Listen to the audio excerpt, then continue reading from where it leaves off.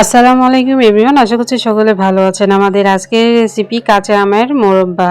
এখন যেহেতু বাজারে প্রচুর পরিমাণে কাঁচা আম পাওয়া যাচ্ছে, তাই কাঁচা আম ফুরিয়ে যাওয়ার আগেই কিন্তু আপনাদেরকে কাঁচা আমের মোরব্বাটা তৈরি করে রেখে দিতে হবে। আর এইভাবে যদি আপনারা কাঁচা আমের মোরব্বা তৈরি করেন তাহলে কিন্তু বাচ্চারা খুবই পছন্দ করবে, ক্যান্ডি হিসেবে কিন্তু খেতে পারবে। তো কাঁচা আম ফুরিয়ে যাওয়ার আগেই কিন্তু আপনাদেরকে তৈরি করে নিতে হবে, আর পরিমাণে একটু বেশি করেই কিন্তু তৈরি করে নেবেন। তো এইভাবে কিন্তু বানালে আপনারা সারা বছর সংরক্ষণ করে খেতে পারবেন। তো চলুন দেখে আসি আমি কাঁচা আমের মোরব্বা কিভাবে তৈরি করছি। আমার আজকে সহজ রেসিপি আপনাদের সকলের কাছে ভালো লাগলে অবশ্যই আমাকে একটু ভালোবাসা দিয়ে যাবেন। তো কথা না বাড়িয়ে চলে যাচ্ছি মূল রেসিপিতে। কাঁচা আমের মোরব্বা তৈরি করার জন্য আমি প্রথমে 4টা কাঁচা আম ভালো করে পরিষ্কার করে ধুয়ে নিয়েছি। তারপর আমি খোসাটা ভালোভাবে ছাড়িয়ে নিয়েছি। আমের গায়ে থেকে খুব সুন্দর করে খোসাটা ছাড়িয়ে নিতে হবে, যাতে কোনো ধরনের গ্রিন অংশ না থাকে সেদিকে খেয়াল রেখে তারপর আপনাদেরকে খোসাটাকে ছাড়িয়ে নিতে হবে। তো দেখতে পাচ্ছেন আমি সম্পূর্ণ আমের গায়ে থেকে খোসাটা ছাড়িয়ে নিয়েছি, আর এরকম করে সুন্দর করে কেটে নিয়েছি। এরকম স্লাইস করে কিন্তু আপনাদেরকে কেটে নিতে হবে। আর অবশ্যই যে আমগুলোতে আঠি আছে সেই আঠিওয়ালা আম কিন্তু আঠি সহ আপনাদেরকে কেটে নিতে হবে, এরকম পিস করে নিতে হবে। তো দেখতে পাচ্ছেন আমি একটু মোটা আর লম্বা করে কেটে নিয়েছি। এখন খুব সুন্দর করে আমি পানি দিয়ে দিয়েছি। এখানে 5 কাপ মেজারমেন্ট কাপ দিয়ে মেপে আমি 5 কাপ পানি দিয়েছি। 5 কাপ পানি দিয়ে আমি চুলার উপর বসিয়ে দিলাম, আর দিয়ে দিলাম হলো সামান্য একটু লবণ, মানে হাফ চামচ বা 1 চামচও দিতে পারেন। তো আমি এটাকে ঢাকা দিয়ে আমি মাত্র 5 থেকে 7 মিনিট রান্না করে নিব, অর্থাৎ হাই ফ্লেমে রেখে আমি এটাকে জাল করে নিব। তো দেখতে পাচ্ছেন আমাদের 5-7 মিনিট পরেই কিন্তু আমটা সিদ্ধ হয়ে গেছে। এখন আমি চুলা থেকে নামিয়ে নিব, আর এতে কিন্তু কোনো ধরনের কোনো পানি রাখা যাবে না।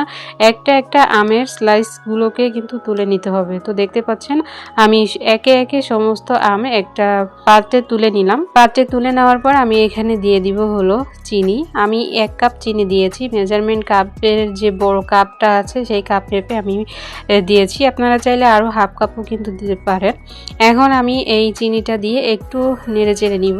একটু নাড়াতে সমস্যা হচ্ছে, বেশি নাড়ানাড়ি করলে কিন্তু আমের স্লাইসগুলো কিন্তু একদম ভেঙে যাবে। তো আপনাদের কিন্তু একটু আলতো হাতে এটাকে মিশিয়ে নিতে হবে চিনির সঙ্গে।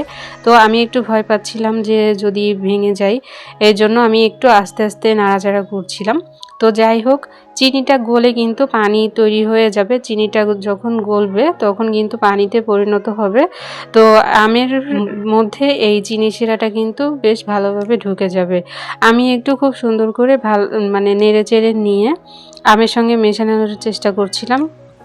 যাই হোক, যতটুকু যা পেরেছি করেছি। এখন আমি এই আমগুলোকে আমি ঢাকা দিয়ে ঢেকে দিব 2 ঘন্টার জন্য। 2 ঘন্টা পরে আমি আপনাদেরকে দেখিয়ে দিচ্ছি যে আমাদের আম থেকে কতটা পানি ছেড়ে দিয়েছে। দেখতে পাচ্ছেন মাশাআল্লাহ অনেকটা পানি কিন্তু বের হয়েছে। তো এখন এই যে পানিটা বের হয়েছে, এই পানিটা কিন্তু আমরা নিব না। এখান থেকে একটা একটা আমের স্লাইসগুলোকে নিয়ে আমরা একটা স্টিলের প্লেটে খুব সুন্দর করে সাজিয়ে দিব। আর আমগুলোকে কিন্তু একটু ফাঁকা ফাঁকা করে দিতে হবে, কারণ আমরা আম যখন শুকাবো তখন কিন্তু একটার সঙ্গে একটা গায়ে লেগে থাকলে কিন্তু আমরা পরে ছাড়াতে পারবো না। এই জন্য একটু ফাঁকা করে করে আপনাদেরকে আমগুলোকে সাজিয়ে নিতে হবে। তো দেখতে পাচ্ছেন আমি পুরো 1 প্লেট সাজিয়ে নিলাম, আর 4 পিস মতো ছিল সেটা আমি ছোট একটা পাত্রে তুলে নিলাম, সাজিয়ে নিলাম। এখন চলে যাচ্ছি হলো রোদে দেওয়ার জন্য, শুকানোর জন্য। তো আমি আমগুলোকে নিয়ে চলে এসেছি হলো ছাদে রোদ দিচ্ছি। এখন তো একটু বৃষ্টি বৃষ্টি হচ্ছে, আর আমি যখন আম শুকিয়েছিলাম তখন কিন্তু টানা রোদ ছিল। তো আমি একদিনের রোদেই কিন্তু আমগুলোকে শুকিয়ে নিয়েছি, একদম টানা রোদে। তো আমি আমগুলোকে দেওয়ার পর আমি একটু উপরে দিয়ে একটু ঢাকা দিচ্ছি, যাতে উপরের কোনো ময়লা টয়লা আমের মধ্যে না আসে। তার জন্য আপনারা চাইলে পাতলা কাপড়ও কিন্তু এর উপর দিয়ে শুকিয়ে নিতে পারেন। তো দেখতে পাচ্ছেন আমাদের আমগুলো যখন শুকানো হয়ে গেছে তখন আমি আপনাদেরকে দেখিয়ে দিচ্ছি আমাদের আমটা ঠিক কতটা শুকিয়ে গেছে। 1 প্লেট আমার আম 1 প্লেট দিয়েছিলাম, আপনারা ভিডিওতে দেখতে পেয়েছেন। আর 1 প্লেট কিন্তু নাই, একদম অল্প হয়ে গেছে। তো আপনারা যখন তৈরি করবেন তখন কিন্তু একটু বেশি করেই তৈরি করবেন। আমি যেহেতু একটু একটু করে ভিডিও করে দেখাবো আপনাদেরকে, এজন্য আমি একটু কম করে করছি। যাই হোক, আমি একটা পাত্রে এই আমগুলোকে তুলে নিচ্ছি। আমগুলো কতটা শুকিয়ে গেছে আপনারা ইতিমধ্যেই দেখে বুঝতেই পারছেন। আর এখানে আমি দিয়ে দিচ্ছি হলো সুগার। 1/3 কাপ আমি চিনি নিয়ে তারপর শিলপাটায় বেটে গুঁড়ো করে নিয়েছিলাম, কিন্তু আমার এতটা লাগেনি। 1/3 কাপেরও অর্ধেকটা আমার লেগেছে।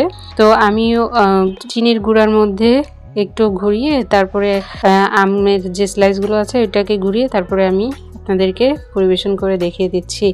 এতটা মজার হয়েছিল, এতটা দুর্দান্ত হয়েছিল যে আপনারা বিশ্বাসই করবেন না। যারা এখনো পর্যন্ত আমের মোরব্বা কিভাবে তৈরি করতে হয় সেটা জানেন না, পারেন না, এই ভিডিওটা আপনারা দেখে অবশ্যই শিখে নেবেন। আর এটা তো সারা বছরই থাকবে, তাই কাঁচা আম ফুরিয়ে যাওয়ার আগেই কিন্তু আপনারা এইভাবে আমগুলোকে শুকিয়ে মোরব্বা তৈরি করে রেখে দিবেন। একটা কাচের বয়ামে রেখে দিলে কিন্তু সারা বছর থাকবে। আমি তো অল্প করে বানিয়েছি, এই জন্য আমি আর বয়ামে ভরাটা দেখালাম না, তবে আপনারা কাচের বয়ামে কিন্তু সংরক্ষণ করে রাখবেন। আর এতটা সুন্দর শুকিয়েছে, এতটা মজার হয়েছে, আমাদের বাসার সবাই তো খুবই পছন্দ করেছে। আম খাওয়ার পর আমার আরও আম এনে দিয়েছে এভাবে শুকিয়ে তাদেরকে আমের মোরব্বা তৈরি করে দেওয়ার জন্য। যাই হোক, মূলত আজকের রেসিপি এতটুকুই। আর এভাবে সংরক্ষণ করে রাখলে কিন্তু বাসার প্রত্যেকে পছন্দ করবে, বিশেষ করে বাচ্চারা ক্যান্ডি হিসেবে কিন্তু খেয়ে নিতে পারবে। ফাইনালি আমাদের আজকের রেসিপি এতটুকুই। সবাই অনেক ভালো থাকবেন, সুস্থ থাকবেন।